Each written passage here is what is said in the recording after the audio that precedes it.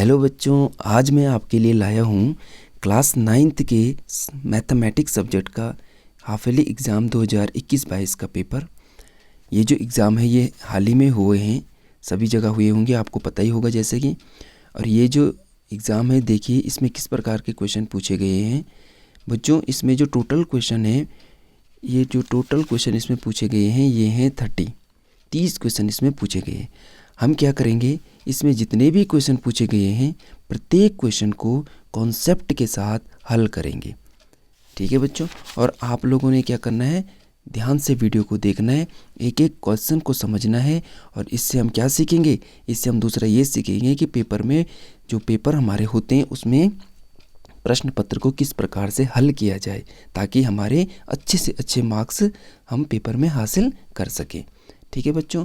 तो चलिए शुरू करते हैं। यहाँ से देखते हैं हमारा, देखिए फर्स्ट क्वेश्चन, ठीक है। तो फर्स्ट क्वेश्चन देखिए क्या कह रहा है कि √4/7 परमेय संख्या है या अपरमेय संख्या है।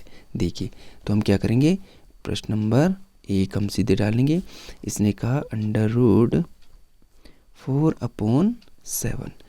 अभी क्या कह रहा है, ये परमेय है कि अपरमेय।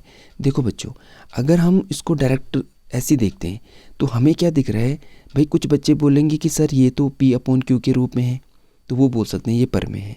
कुछ बच्चे बोलेंगे जिन्होंने थोड़ा सा ज़्यादा पढ़ा होगा, वो बोलेंगे नहीं सर ये तो रूट के अंदर है, और रूट के अंदर जो भी संख्याएं होती है वो तो अपरमेय होती है, तो वो बोलेंगे ये तो अपरमेय है। तो देखिए सही क्या है, ठीक है। हमें कुल मिला के जल्दबाजी में फैसला नहीं लेना है बच्चों, ठीक है। हम क्या करेंगे, जो √4 है पहले इसको किनारे पे ले गए, ठीक है।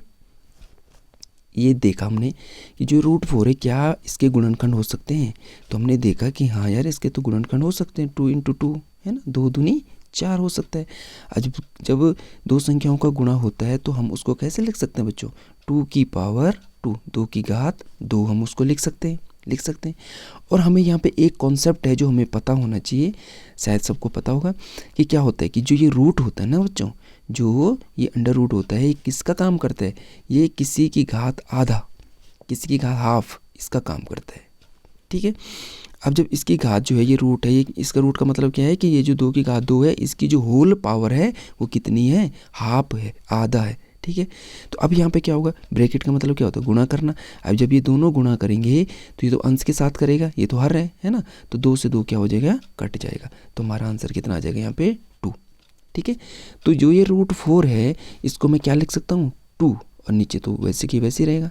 अब अगर हम इसको देखें, ये क्या है, अब ये प्योर क्या है, परमेय संख्या है। ये साफ दिख रही है कि ये एक परमेय संख्या है, यही हमारा क्या होगा, आंसर होगा, ठीक है।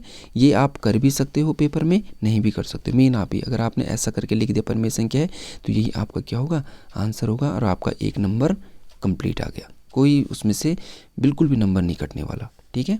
लेकिन ये ध्यान रखना है आपने।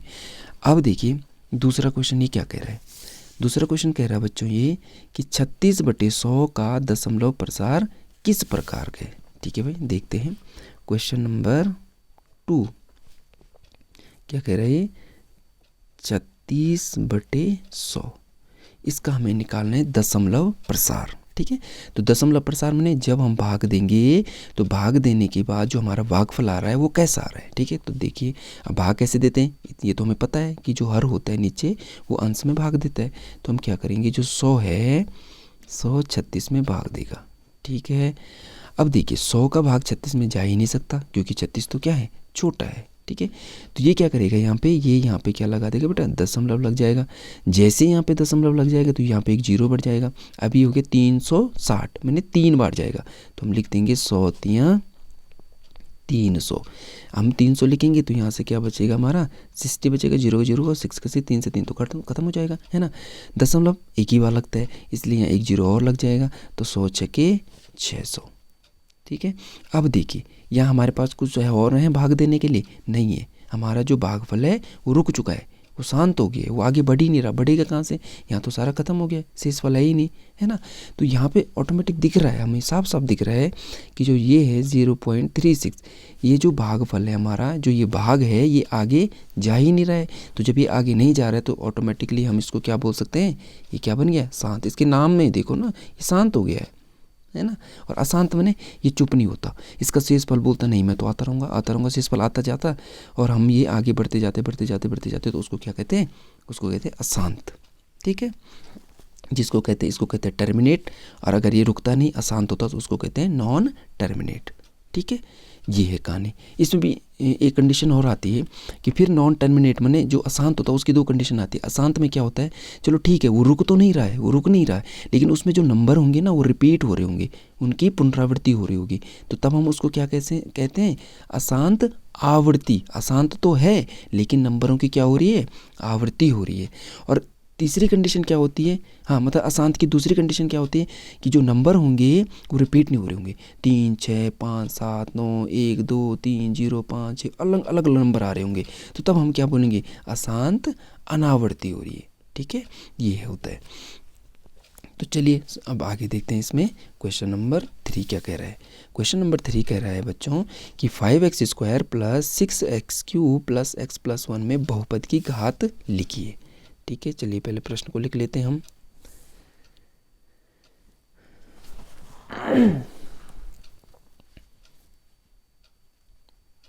(5x² + 6x³ + x + 1) ये कह रहा है कि ये जो है हमारा बहुपद है, ये क्या है, एक बहुपद है, इस बहुपद की घात बताइए। तो देखिए बच्चों, जो बहुपद की घात होती है वो क्या होती है, बहुपद की घात। तो बहुपद की घात जो होती है वो डिपेंड करती है उस बहुपद में जो वेरिएबल होगा, जो चर राशि होगी उसकी घात कितनी है। ठीक है, अगर हम इस बहुपद को देखें तो इसमें सबसे पहले हमें ये ढूंढना है कि इसमें चर कौन है, वेरिएबल कौन है। चर माने जिसका मान बदलता रहता है। ठीक है, तो यहाँ हम देखेंगे तो चर क्या है, x है। क्या है यहाँ, x है, क्योंकि x का मान बदल सकता है, 5 6 1 का तो बदल नहीं सकता। तो इसमें हम देखेंगे कि x की अधिकतम घात कितनी है। यहाँ x की घात है 2, x की घात 3, x की घात कुछ नहीं मैंने 1। तो यहाँ पे क्या है, अधिकतम घात 3 है, तो जो x की अधिकतम घात है वही इस बहुपद की घात कहलाएगी। तो हम कह सकते हैं इस बहुपद की घात कितनी है बच्चों, 3 है, और ये क्या है हमारा आंसर। ठीक है, ये हम लिख सकते हैं, बिल्कुल हमारे 1 मार्क्स भी नहीं कटेगा, हमारे पूरे के पूरे 3 नंबर हमने सॉल्व कर दिए। तो देखिए अब चौथा क्वेश्चन क्या कह रहा है। ठीक है, चौथा क्वेश्चन कह रहा है कि निर्देशांक -3, 4 में भुज और कोटि बताइए। देखिए क्वेश्चन नंबर 4 क्या कह रहा है कि -3 हमारे पास बिंदु है और दूसरा बिंदु है 4। आपको पता होगा कि अब जब हम काटते तल पढ़ते थे तो काटते तल में हम किसी बिंदु को किस प्रकार से दिखाते हैं, x, y। ठीक है, हमेशा याद रखना, पहला कैसे होता है, किसी बिंदु को दिखाने के लिए हमें कम से कम दो उसकी जो एक्सिस होते हैं उनकी आवश्यकता होती है, एक्स अक्ष और वाई अक्ष पता होगा आप लोगों को। तो एक्स अक्ष में जो बिंदु होता है उसको एक्स बिंदु से दिखाते हैं, और जो वाई अक्ष पर कोई बिंदु दिखता है तो उसको वाई से दिखाते हैं। अब इसमें जो एक्स वाला होता है उसको कहते हैं बच्चों भुज, और वाई वालों को कहते हैं कोटि। तो यहाँ अगर हम देखें तो पहले क्या है, एक्स है, तो एक्स का मतलब क्या है, ये क्या हो जाएगा, ये हो जाएगा भुज। मैंने भुज हम लिख सकते हैं -3, और कोटि हम लिख सकते हैं कितना, 4। ठीक है, यही हमारा क्या होगा, आंसर होगा। ठीक है, पहले वाला भुज होता है, दूसरे वाला कोटि होता है। चलिए अब हम देखेंगे क्वेश्चन नंबर 5। ठीक है, देखो क्वेश्चन नंबर 5 क्या कह रहा है, px = x - 3 का शून्यक ज्ञात कीजिए।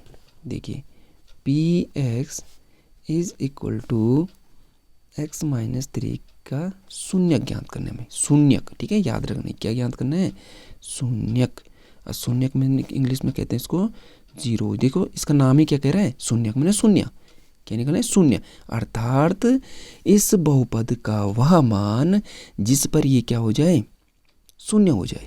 अर्थात मतलब इस बहुपद में जो वेरिएबल होगा, वेरिएबल क्या है, एक्स है, तो एक्स का वह मान जिस पर ये पूरा का पूरा बहुपद क्या हो जाए बच्चों, जीरो हो जाए, तो उसी को हम क्या कहते हैं, दिए गए बहुपद का शून्यक। ठीक है, अब मुझे इसको शून्यक करना है, इसका शून्यक निकालना, मैंने एक्स की वैल्यू निकालनी है, एक्स की वो वैल्यू निकालनी है जहाँ पे ये 3, यहाँ पे ये क्या हो जाए, सॉरी, जहाँ पे ये 0 हो जाए। तो ठीक है, हम इसको हल करते हैं। लेकिन इससे पहले मैं आपको एक चीज़ बता दूं, यहाँ पे पी एक्स है, मुझे पता है अगर ये डायरेक्ट आया होता ना तो शायद कुछ बच्चे इसको हल कर लेते, लेकिन जैसे ही इसके आगे पी एक्स या एफ एक्स लग जाता है तो बच्चे इसमें डर जाते। देखो बच्चों, पी एक्स क्या कह रहा है, पी मैंने होता है पॉलिनोमियल, ठीक है, पॉलिनोमियल मैंने बहुपद। पी एक्स मतलब ये कह रहा है कि जो पॉलिनोमियल है, ये जो दिया गया बहुपद है, ये किस टर्म में है, ठीक है, मतलब इसमें जो चर राशि है ये कौन है। अब चर राशि तो बहुत होती है, एक्स होती है, वाई होती है, जेड होती है, पी क्यू आर, बहुत सारी होती हैं। तो ये यहाँ पे ये इंडिकेट करेगा कि जो हमारा दिया गया बहुपद है वो किस टर्म में है। तो यहाँ पे जैसे एक्स है तो देख रहे हो आप एक्स में ही है ना। अगर यहाँ पे वाई में होता तो यहाँ वाई में होता, है ना। तो और कुछ नहीं है, ठीक है, इसमें डरने वाली बात नहीं है। यहाँ पे हमें क्लियर कट पता होना चाहिए कि ये जो ये है ये काम इसका कुछ नहीं है, ये हमें सिर्फ इतना बताएगा कि जो दिया गया बहुपद है वो किस टर्म में है, किस पद में है, या कि उसमें जो वेरिएबल है वो कौन है, ठीक है। तो चलिए हम इसको हल करते हैं। हल करने के लिए हम क्या करेंगे, हम माना करेंगे, क्योंकि हमें जीरोज निकालना बेटा, ठीक है। तो हम लिखेंगे कि माना क्या होता है, मैं इसको ना तरीके से हल कर रहा हूँ, इसको डायरेक्ट भी कर सकते हो तो मैं बता दूंगा अभी, वैसे मैं उसको तरीके से कर रहा हूँ। मैं क्या कर सकता हूँ, माना x बराबर k पर क्या होता है, x बराबर k पर दिया गया बहुपद क्या है, शून्य हो जाता है, शून्य हो जाता है, ठीक है। तो हम क्या कर देंगे, अब x बराबर k पे तो x की जगह पे k रख देते हैं, ठीक है। p x की जगह क्या रख दिया हमने, k रख दिया, कोई दिक्कत है नहीं है, ठीक है। बराबर x की जगह क्या रख देंगे, k -3 बराबर, अब ये क्या हो जाएगा 0, ठीक है। यही मैंने लिखा, मैंने क्या लिखा कि अगर मैं यहाँ k रखता हूँ, मान लो कि मैं x की जगह क्या रखता हूँ, k रखता हूँ, तो k से क्या हो जाएगा, मान लो मेरा ये बहुपद शून्य हो जाता है, ठीक है। अब क्या हो जाएगा, इसको भूल जाओ, इसको ऐसे रहने दो, ठीक है। अब हमारे यहाँ क्या हो जाएगा कि जैसे मैंने k -3 बराबर 0 रखा बच्चों, तो ये 3 जो इधर की तरफ जाएगा तो ये धन का हो जाएगा कि नहीं होगा, ठीक है। तो k का मान मेरा क्या आ गया, 3 आ गया, और k मैंने क्या माना था, x माना था, अर्थात मेरा x का मान क्या आ गया, 3 आ गया, समझ रहे हो, अर्थात x बराबर कितना आ गया मेरा, 3 आ गया, जो कि क्या है, दिए गए बहुपद का क्या है, शून्यक है, दिए गए बहुपद का शून्यक है। यही तो ज्ञात करना था हमें, शून्यक है, मैंने हमारा जो 0 हुआ है वो x के किस मान पे हुआ, तो x के जब हमने 3 रखा तब वो शून्य हो गया, ठीक है। जैसे मान लो कि अगर मैं इसको अभी यहाँ पे क्या करता हूँ, चेक करता हूँ, रिचेक करता हूँ मैं इसको, तो मैं क्या करता हूँ, x की जगह हम 3 रखते हैं, x की जगह 3 रखते हैं और 3 रख के देखते हैं कि क्या ये 0 हो रहा है कि नहीं हो रहा, ठीक है ना। देखिए p x की जगह मैंने रखा 3 बराबर, फिर x की जगह आ जाएगा 3 -3, देखिए बच्चों आ गया 0, जो p3 है वो मेरा 0 आ गया, समझ रहे कि मैंने पॉलिनोमियल जो 3 पे होगा, x की वैल्यू 3 पर 0 हो रही है, ये कह रहा है, तो वही तो हमने हल कर दिया, तो वही उसका क्या कहलाता है, शून्यक कहलाता है, और यही हमारा क्या है, आंसर है, ठीक है। ये भी हो गया। अब देखिए इसका क्वेश्चन नंबर 6, ये कह रहा है कि एक त्रिभुज है, ठीक है, 2 अंतःकोण, एक त्रिभुज है, ठीक है, उसके 2 अंत मैंने अंदर की ओर, ठीक है, आंतरिक कोण जिनको कहते हैं, 47 है और 63 है, तीसरा कोण का मान ज्ञात कीजिए। देखिए बच्चों बहुत आसान, 1 नंबर का क्वेश्चन है तो आप समझ सकते हो आसान ही होगा, है ना। तो छठा क्वेश्चन कह रहा है कि मान लो एक त्रिभुज है, ठीक है, मैं एक त्रिभुज बना देता हूँ, है ना, आपके लिए। मान लो बच्चों ये है इसका ए, ये है बी, ये है सी। ये क्या कह रहा है कि मान लो इसके 3 कोण होते हैं, त्रिभुज के 3 कोण होते हैं, हम अच्छी तरह से जानते हैं, ठीक है। ये कह रहा है कि मान लो इनमें से 2 कोण दे रखे हैं उसने, मान लो ये वाला कोण है बच्चों 47 अंश का, ठीक है, ये वाला कोण कितना है 63 अंश का, और ये कह रहा है कि इसका मान निकालें। देखो आप ही बताओ, ये जो क्वेश्चन है कितना आसान है, हमें क्या इसके लिए क्या चाहिए, हमें क्या पता होना चाहिए कि भाई एक त्रिभुज जो होता है उसमें 3 कोण होते हैं, और इन तीनों कोणों का जो योगफल होता है वो कितना होता है, बताइए कितना होता है, 180 होता है, ठीक है। तो हम लिख देंगे, चूंकि सीधे यहाँ पे लिखते हैं, चूंकि हम जानते हैं, क्योंकि देखो 1 नंबर का क्वेश्चन हम ज़्यादा वो नहीं करेंगे, तो जो त्रिभुज के तीनों कोणों का योगफल, मान लो त्रिभुज के 3 कोण है, कोण ए, कोण बी और कोण सी, ठीक है, कोण ए, कोण बी और कोण सी है, ठीक है। जहाँ हमारे पास मान लो कि ये क्या है, ये कोण ए है, जहाँ हमारे पास क्या है, कोण ए बराबर मान लो 63 अंश है, कोण बी जो दे रखा है 47 अंश है, और कोण सी हमें निकालना है। ठीक है बच्चों, देखो हमेशा याद रखना कि अगर कोई त्रिभुज है, त्रिभुज के जो बाहर के जो शीर्ष होते हैं इनको क्या कहते हैं, शीर्ष कहते हैं। तो ये जो होते हैं इनको हमेशा किससे दिखाया जाता है, कैपिटल ABC से, और जो कोण होते हैं ना अंदर के उनको स्मॉल से दिखाया जाता है, हमेशा याद रखना, इसलिए मैंने यहाँ पे ऐसे लिखा। तो त्रिभुज के तीनों कोणों का जो योगफल होगा बच्चों वो कितना होगा, 180 अंश होगा। ठीक है, मान रख दो, ए का मान कितना है 63, बी का मान कितना है 47 अंश है। ठीक है, और सी हमें तो पता है नहीं, तो ऐसे रहेगा 180। ठीक है, उसके बाद क्या, इनको जोड़ दो, ये हो जाए 7 3 10 को 9 से लगे 1 और 6 6 10 1 11 110 अंश हो जाएगा। कोण सी बराबर 180 हो जाएगा। तो कोण सी बराबर 180। अब 110 उधर जाके क्या हो जाएगा बच्चों, माइनस हो जाएगा। ठीक है, जब ये माइनस होगा तो देखिए ये घट के कितना आ रहा है, 180 में आ जाएगा 70 अंश, ये तो निकालना था। तो तीसरा कोण कितना आ जाएगा हमारा, 70 अंश आ जाएगा। ठीक है, आई होप आपको ये समझ में आया होगा। ये तो बहुत आसान क्वेश्चन था। चलिए अगला क्वेश्चन देखते हैं।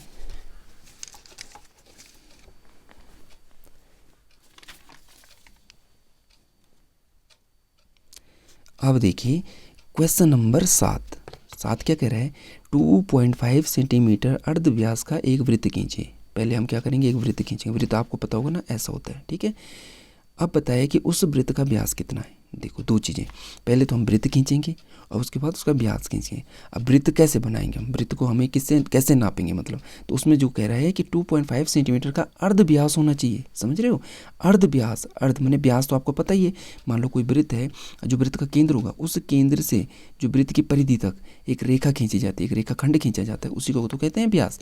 अभी कह रहा है अर्ध, अर्ध मैंने आधा, तो व्यास का आधा क्या होता है, त्रिज्या। ठीक है ना, तो देखो ना भाषा में थोड़ा चेंज है, लेकिन इसका कहने का मतलब है कि 2.5 सेंटीमीटर त्रिज्या का वृत्त खींचिए। ठीक है, तो हम कैसे नापेंगे, देखिए बच्चों ये आप खुद पेंसिल और उसकी सहायता से कर सकते हो। करना कैसे ये मैं आपको बता देता हूँ। देखिए जैसे ये फिता होता है हमारा, स्केल होती है ना ये। ठीक है ना, अब देखिए बहुत सारे बच्चों को पता भी नहीं होता है। देखिए हमें यहाँ पे जो होगा, यहाँ पे हमें उसकी नोक रखनी, जो प्रकार होता है ना हमारा गोलाकार। ठीक है, इसको यहाँ पे रखेंगे और यहाँ पे हो गया 1 2 और 2.5, समझ में आ गया। ठीक है, इस प्रकार से देखो, है ना। तो यहाँ पे मान लो हमने क्या कर दिया, यहाँ पे हमने गोलाकार रखा। ठीक है, और यहाँ पे हमने क्या कर दिया, 2.5 यहाँ हो रहा है ना। तो इस प्रकार से हमने यहाँ पे इस प्रकार से और इसको इस तरह से गोला खींच लेंगे। ठीक है, 7वां क्वेश्चन है ना ये। देखिए तो हम क्या करेंगे, इस प्रकार से मान लो ये क्या हो जाएगा, इसका अर्धव्यास हो जाएगा। और इसको ऐसा करते हुए सबको ही आता होगा ये, और ये करके हम इसको क्या कर देंगे, एक गोला। अब मैं तो पेन से कर रहा हूँ, थोड़ा गड़बड़ हो सकता है ना। अब ये जो है, यही तो है 2.5 सेंटीमीटर, यही तो है अर्धव्यास। ठीक है, तो ये हमने वृत्त खींच लिया, कोई दिक्कत नहीं है ना, क्योंकि अर्धव्यास क्या होता है, अर्धव्यास बराबर क्या होता है, व्यास का आधा। व्यास का आधा मतलब व्यास तो यहाँ से यहाँ तक होगा ना, तो इसका आधा ही हो गया, जिसको हम क्या कहते हैं बच्चों, त्रिज्या कहते हैं। जिसको क्या कहते हैं, त्रिज्या कहते हैं। ये तो हो गया, ये तो हमने चित्र बना दिया। अभी कह रहा है कि व्यास कितना होगा कि उसका, तो व्यास क्या होगा, वृत्त का जो व्यास होगा वो बराबर होगा 2 गुना त्रिज्या के। त्रिज्या के 2 गुना तो होता है व्यास। ठीक है, तो 2 इंटू 2.5, तो 2.5 का गुना कर दो तो में तो कितना हो जाएगा, 5 सेंटीमीटर, 0.0 लगना तो चाहिए, तो 5.0 सेंटीमीटर। ठीक है, ये हो गया हमारा 7वां क्वेश्चन। देखिए 8वां क्वेश्चन क्या कह रहा है, ये देखिए, ये कह रहा है कि 729 की पावर 1/3 का मान ज्ञात कीजिए। अच्छा क्वेश्चन है ये, बहुत अच्छा क्वेश्चन है। 729 की पावर 1/3 कैसे हम इसको करेंगे, आपको क्या करना है बच्चों, कैसे करोगे इसे, आपको क्या करना है कि जो ये मेरा क्वेश्चन है इसमें जो 729 है इसको क्या करो, साइड में ले जाओ। ठीक है, साइड में ले जाने के बाद इसमें गुणनखंड करो, इसके क्या करिए आप, गुणनखंड करिए। गुणनखंड करने के लिए मैं आपको एक दो चीज़ें जो मोस्ट इम्पॉर्टेंट होती है वो मैं आपको बताना चाहता हूँ। पहली बात क्या होती है कि जब भी हमें किसी संख्या का गुणनखंड करना है, गुणनखंड माने उसके टुकड़े, उसको विस्तारित रूप में, उसको टुकड़ों के रूप में लिखना, उसी के टुकड़ों के रूप में, ठीक है, ठीक है। अब गुणनखंड देखो ना, गुणन, गुणन माने गुणा, खंड माने टुकड़े, गुणा के रूप के टुकड़े जो होते हैं, गुणा के रूप में अगर हम किसी संख्या के टुकड़े कर दें, उसके छोटे छोटे टुकड़ों में उसको तोड़ दें, ठीक है, तो वही उसका गुणनखंड कहलाता है। पहली बात तो ये होगी। दूसरी बात कि अब जब मैं इसमें गुणनखंड करूं तो किसका प्रयोग करूं, ठीक है, तो हमें हमेशा प्रयोग करना चाहिए बच्चों अभाज्य संख्या का। किसका? अभाज्य संख्या। अब अभाज्य संख्या क्या होती है हमें पता होनी चाहिए। अभाज्य संख्या वही संख्याएं होती है जिनके मात्र दो गुणनखंड होते हैं, एक तो वो स्वयं होते हैं और एक अर्थात हम कह सकते हैं कि जो अभाज्य संख्या होगी वो तो या तो उसमें एक का भाग जाएगा और या वो उसमें स्वयं का भाग जाएगा। इनके अलावा वो किसी भी नंबर से विभाजित नहीं होगा, किसी भी नंबर से वो विभाजित नहीं होगा, ठीक है, इनके अलावा। तो मोस्टली जो देखा जाता है जो अभाज्य संख्या है वो क्या है, ठीक है, ये भी हमें पता होनी चाहिए। तो सबसे छोटी अभाज्य संख्या क्या होती है बच्चों? दो, दो के बाद क्या होती है? तीन, तीन के बाद पाँच, पाँच के बाद सात, सात के बाद क्या नौ होगी? आप बताइए, नौ होगी? नौ नहीं होती, क्योंकि नौ में जो है तीन का भाग जा रहा है, तीन तिया नौ, ठीक है, वो तो कह रहा है एक और स्वयं के अलावा, है ना, तो नौ ये नहीं होगा। नौ के बाद होता है 11, 13, 17, 19, 23, ठीक है, 29, ये होती है। तो जब भी हम गुणनखंड करेंगे हमेशा याद रखना, तो गुणनखंड करने के लिए हम इन नंबरों का प्रयोग करेंगे। अब होगा क्या, पहले हम क्या होगी, अब आपने देखा होगा कि अभाज्य संख्याओं में दो एकमात्र ऐसी संख्या है जो क्या है? सम संख्या है, ठीक है ना, दो एक ऐसी संख्या है सम संख्या। मान लो अगर हमारे पास यहाँ पे कोई सम संख्या होगी तो दो उसको तब तक नहीं छोड़ेगा जब तक वो विषम नहीं बन जाती। समझ में आ रहा ना, कि अगर यहाँ पे मान लो क्या है, यहाँ पे कोई सम संख्या है तो दो उसको तब तक उसके टुकड़े करता रहेगा जब तक वो एक विषम संख्या नहीं बन जाती। मतलब इस जो भी अभाज्य संख्या होती है ना, तो अभाज्य संख्या में दो के अलावा कोई और संख्या है ही नहीं, सम संख्या एकमात्र सम संख्या है जो क्या है? अभाज्य संख्या है। तो मेरा कहने का मतलब ये है कि हम जब भी सम संख्या में हम सिर्फ दो को लेंगे, बस बात खत्म। दो के अलावा हम किसी को नहीं, ऐसा नहीं कि आपने दो को लिया, तीन को लिया, फिर चार को ले रहे। चार को लेने का कोई मतलब नहीं, क्योंकि चार की बारी आने नहीं देगा ना, दो तो पहले उसको काट देगा। समझ में आ रहा? तो हम क्या करेंगे, पहले दो को ही लेंगे, जब सम संख्या होगी तो दो को ही लेंगे, जब विषम होगी तो तीन का बाद तीन से शुरू करेंगे, तीन का नहीं जा रहा तो पाँच, पाँच का नहीं जा रहा तो सात, सात का नहीं जा रहा तो 11, उसको हम आगे बढ़ा सकते हैं, ठीक है। तो चलिए अब इसमें क्या करना है, चलो इस पर आ जाइए क्वेश्चन पे। ये जो क्वेश्चन है इसमें अगर मैं दो से शुरू करता हूँ, ठीक है, मैं बोल रहा हूँ चलो इससे इनमें से करना है तो दो से शुरू करता हूँ। अगर मैं दो से कर रहा हूँ तो आप देख रहे हैं इसका, देखिए हमेशा क्या करना है, इकाई अंक देखिए, जो इसकी फर्स्ट डिजिट होगी उसको देखिए। अब जो इकाई अंक है बच्चों वो 9 है। अब दो का भाग तो 9 में जाता नहीं है, तो सीधी सी बात है ये क्या है, ये विषम संख्या है, तो इसलिए हम इसमें दो की ट्राई नहीं करेंगे। किससे ट्राई करेंगे? तीन से करेंगे। तीन का देंगे, देखो तीन दूनी 6, एक तीन चौको 12 हो जाएगा, तीन तियाँ 9 हो जाएगा, ठीक है, ख़त्म हो गया। फिर तीन का देंगे तो 24 सही है, तो तीन अठे 24 हो जाएगा, बचेगा तीन, तो तीन एकम तीन, फिर बचेगा तीन से देंगे, तीन दूनी 6 हो जाएगा, बचेगा 2, और तीन सत्ता 21, ठीक है। फिर किससे देंगे? तीन से देंगे, तीन का भाग 27 में 9 बार जाता, तीन नंबर 27, फिर तीन से देंगे, तीन तियाँ 9, और फिर तीन से देंगे, तीन एकम तीन, हो गया 1। कितने तीन आए हमारे पास? 1 2 3 4 5 6, ठीक है। तो ये जो 729 है इसको मैं कैसे लिख सकता हूँ? तो इस तरह से 1 2 3 4 5 6, इसकी घात कितनी आ जाएगी? 1/। कोई दिक्कत है?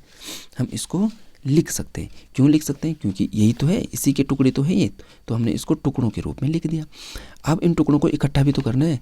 इकट्ठा करने के लिए हम क्या करेंगे, देखेंगे कि इसमें कितने तीन है, 1 2 3 4 5 6, तो जितने तीन उतनी तीन की पावर, तो तीन की पावर आ जाएगा 6, और बाहर से बच्चों 1/3। अब यहाँ पे एक चीज़ ध्यान रखना, यहाँ पे एक फॉर्मूला लगता है, एक सूत्र, एक नियम है, घातांक का नियम है। वो क्या कहता है कि कोई आधार पे मान लो a है, उसकी पावर है m, और इनकी होल पावर है मान लो n, तो क्या होता है आपको पता ही होगा, ब्रैकेट का मतलब क्या होता है, ब्रैकेट मीन्स गुणा। तो क्या होगा, a जो होगा उसकी घात में m और n का क्या हो जाएगा, गुणा। ये काम घात में होगा, ठीक है, तो इनका क्या हो जाएगा, गुणा हो जाएगा। तो यहाँ भी आप देख रहे होंगे 6 है, उसके होल पावर कितनी है, 1/3 है, तो इसका भी हम ऐसे करेंगे, तो हम लिखेंगे 3 इंटू 3 की पावर 6 इंटू 1/3। ठीक है, अब इसको बहुत ही आसानी से हल करेंगे। आसानी से हल करने के लिए हम क्या करेंगे कि जो ये 3 है, 6 है, मतलब ये तो परमेय संख्या है 1/3, ये नहीं है, तो इसके नीचे क्या लगा देंगे 1। अब ये पूरी की पूरी एक परमेय संख्या बन गई। ठीक है, तो देखिए बच्चों, आधार तो ऐसे रहेगा, बेस तो ऐसे रहेगा। ठीक है, यहाँ क्या हो जाएगा, अब आपको पता होना चाहिए कि जो भिन्न होती है, भिन्नों का गुणा सबसे आसान होता है, सबसे आसान। तो 6 एकम 6, क्यों? क्योंकि भिन्न जो होती है परमेय संख्याओं का, जो परमेय संख्या बोलो या भिन्न बोलो, इनका जो गुणा होता है अंश का अंश के साथ होता है, हर का हर के साथ होता है। तो 6 एकम 6 और 3 एकम 3, तो ये इस तरह से 3 इसको काट देगा 2 टाइम, तो 3 की पावर कितनी हो जाएगी 2। फिर हम इसको खोल देंगे, 3 गुणा 3 और 3 3 9, ये हमारा क्या हो जाएगा, आंसर हो जाएगा। ठीक है, समझ में आया होगा आपको यहाँ पे। अब यहाँ पे कुछ बच्चे बोलेंगे कितना ड्रामा करने की क्या ज़रूरत है, इसको तो सॉल्व काट सकते थे। देखिए, मैं उन बच्चों को लेके चल रहा हूँ जिनको मैथ बिल्कुल नहीं आती है। हकीकत बहुत सारे बच्चे, देखो बच्चे जो अच्छे हैं उनकी बात अलग है, जिनको नहीं आते मैं उनके लिए कर रहा हूँ। मेरा बिल्कुल बेसिक कॉन्सेप्ट से चल रहा हूँ। जैसे 6/1 है, अब मैंने क्या कर दिया, अब वैसे क्या हो सकता था, ये 3 जो है, क्योंकि गुणा में हमेशा क्या होता है, ये सामने वाले को काट देता है, तो 3 उसको 2 बार काटता है, 2 एकम 2, 2 आ रहा था, लेकिन मैंने इसको कॉन्सेप्ट से हल किया। कोई बात नहीं, समय लगेगा लेकिन समझ में आएगा। ठीक है बच्चों, चलिए नेक्स्ट क्या है, 9th क्वेश्चन। 9वां क्वेश्चन क्या कह रहा है कि x³ - 2x² + x + 1 में x³ का गुणांक लिखिए। चलो पहले क्वेश्चन को लिख लेते हैं। 9वां क्वेश्चन क्या कह रहा है, x³ - 2x² + x + 1, ये कह रहा है अब गुणांक क्या होता है। गुणांक किसके लिए कह रहा है, ये गुणांक लिखिए। अब गुणांक क्या होता है गुणांक सीधी सी बात है, बहुत सरल भाषा में बता रहा हूँ, बगल में गुणांक में होता है बगल में। माने कि अगर कोई चर राशि है, एक बहुपद है, उस बहुपद में जो चर राशि होगी, उस चर राशि के बगल में कौन सी संख्या है, ठीक है, चर राशि के बगल में कौन है, उसी को उसका गुणांक कहते हैं। ठीक है, अब देखिए जैसे यहाँ पे x³ है, तो x³ के बगल में क्या है, यहाँ पे अगर प्रश्न को देखें तो x³ के बगल में क्या है, यहाँ पे इसके बगल में कुछ है, कुछ नहीं है। तो देखिए बच्चों, जहाँ पे कुछ नहीं है वहाँ पे क्या आता है, 1 आता है, तो इसके बगल में क्या होगा, 1। तो हम लिख सकते हैं x³ का गुणांक कितना होगा, बराबर 1 है। अगर ये यहाँ पे क्या पूछता, x² का गुणांक बताइए, तो x² के बगल में क्या है, 2 है, लेकिन हमारा आंसर ये पूरा नहीं है, हम यहाँ पे -2 भी लिखेंगे। हमें इसे याद रखना, चिन्ह जरूर आएगा, खास करके तब जब ऋण है। ठीक है, अगर ये बोलता है x का गुणांक लिखिए, तो हम क्या लिखते हैं 1, क्योंकि x के बगल में कुछ नहीं है ना, तो +1 या 1, सिंपल। समझ में आ गया होगा आपको। तो गुणांक में क्या होता है कि चर राशि के बगल में चर राशि से जो चिपका हुआ है, बिल्कुल चिपका हुआ है, तो वही क्या होगा, उसका गुणांक होगा। लास्ट क्वेश्चन है 10वां क्वेश्चन क्या कह रहा है, मूल बिंदु के निर्देशांक। देखिए हमारे एक कार्तीय तल होता है, अगर आपको ध्यान होगा, ठीक है, इस प्रकार का कार्तीय तल होता था, इसमें यहाँ x होता था, ये x' होता था, ये y होता था, ये y'। मैंने यहाँ ऋणात्मक संख्याएं होती थी, बीच में हमारे क्या होता था, 0 होता था, यहाँ धनात्मक संख्याएं होती थी, y पे क्या होता था, यहाँ धनात्मक संख्याएं, यहाँ ऋणात्मक संख्याएं। तो मूल बिंदु हो गया ये। अगर आप ध्यान से देखो तो यहाँ से 1 2 3 4 या -1 -2 -3, तो बीच में क्या बचा, 0 बचा। तो x के लाइन में बीच में क्या है, 0 है। और इधर की तरफ भी देखो तो 1 2 3 या -1 -2 -3, तो बीच में क्या बचा, 0। तो ये क्या है, 0। तो यही तो है मूल बिंदु, इसी को तो कहते हैं मूल बिंदु। तो उसके जो निर्देशांक होंगे बेटा वो क्या होंगे, 0,0। यही हमारा क्या होगा, आंसर। तो आप लिख सकते हैं कि मूल बिंदु के निर्देशांक क्या है, 0,0 होते हैं। ठीक है, अब हम आ गए सेक्शन बी पे। अब हम इसके खंडवा हल करते हैं। ठीक है, चलिए अब ये जो है इसमें खंडवा जो है ये कितने मार्क्स के, 2 नंबर। ये जो 1-1 नंबर के क्वेश्चन थे, देखिए बच्चों समय लगेगा, मैं समझ सकता हूँ, समय तो लगेगा। देखिए क्योंकि मैं कॉन्सेप्ट लेके चल रहा हूँ, बिल्कुल बारीक से समझा रहा हूँ, समय थोड़ा लगेगा, लेकिन कोई बात नहीं। मेरा उद्देश्य ये है कि जो इस वीडियो को देखे ना उसको समझ में आए, चाहे उसने मैथ कभी ना पढ़ी हो, उसको ये समझ में आना चाहिए कि हो क्या रहा है। ठीक है, तो चलिए अब हम इसका खंडवा हल करते हैं।